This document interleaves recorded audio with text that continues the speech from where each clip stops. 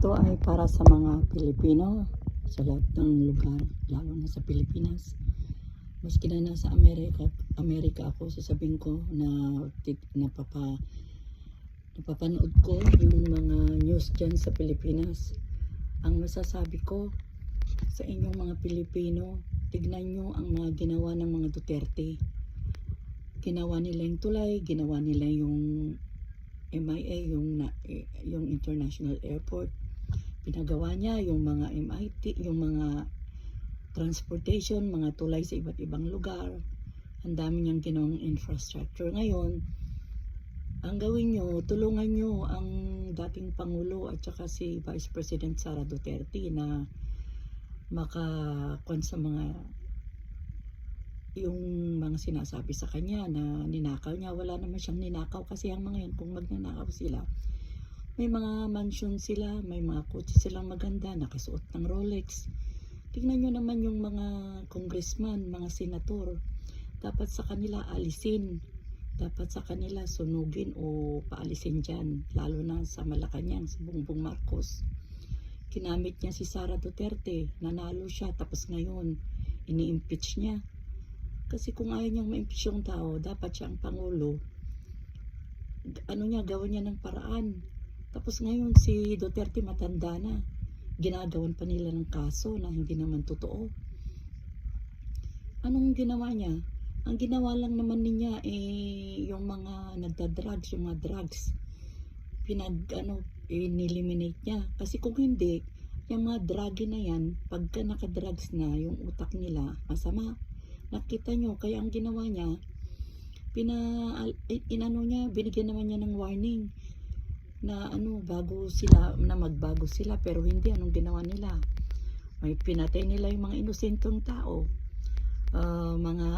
nirape nila yung mga kung ano-anong mga pinagagawang kaguhan. So kayo mga Pilipino, tignan ninyo yung bago kayo magsalita, lalo na kayo yung mga suporta ni Bongbong Marcos. Tignan nyo yung mga nangyayari sa Pilipinas. Mababa ang ngayon, masyadong ang inflation, yung mga taong mahihirap, lalong naghihirap. Nung si Duterte, nakita nyo naman kung makisama siya sa mga mahihirap. Tingnan mo si Bongbong, lumalabas ba yan para makiano sa mga mahirap? Hindi. Si President Duterte, lahat na ginawa niya para mabigyan ng lalo na yung mga eskwela, nagpatayo siya para naman makapag-aral yung mga kabataan. Kaya bago kayo magsalita, tignan nyo muna. Bago nyo bigyan ng si President Duterte, former, tignan nyo muna ang mga ginawa niya sa bayan. Tignan nyo ang pakikiharap niya sa mga tao. Hindi siya delikadesang tao. Nakikita mo sa Malacanang pag kumakain siya ng isda, nagkakamay siya.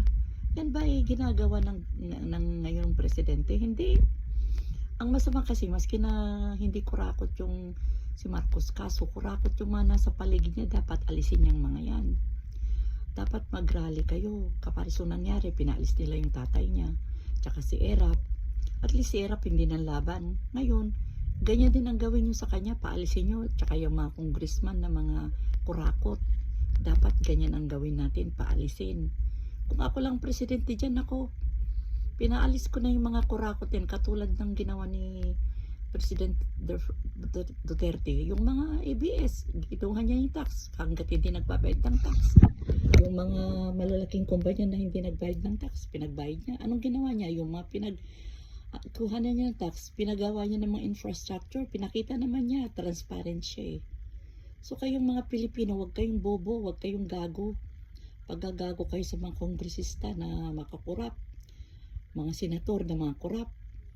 Hindi naman lahat, pero tignan nyo kung sinong iboboto nyo, yung talagang tumutulong sa tao na katulad ng mga Duterte. Kasi kung titignan nyo, mag-research kayo para alam nyo. At kayo mga suporta ni Marcos, tignan nyo mabuti bago kayo magsuporta. Kung binayaran man kayo, huwag yan ang ang kuanin ninyo, yung maging ang bansa, maging maunlad. Yun lang. Kaya kayong mga Pilipino, lalo na yung mga nasa Pilipinas, baguhin nyo yung presidente nyo para gumanda na naman yung takbo ng Pilipinas. Ayan, si Sara Duterte, hindi naman sa Duterte ako, kaso nakikita ko, maski nasa Amerika ako, nakikita yung mga ginagawa nila. Nakikita ko yung mga nangyayari. Kaya, ang payo ko lang sa mga Pilipino, yung mga supporter ni Bongbong, nako, magbago na kayo. Yung supporter ni Duterte, ang sasabihin ko, hooray, ito pagtuloy ninyo yan. Okay, o sige, hanggang dito na lang. Sana magising kayong mga Pilipino.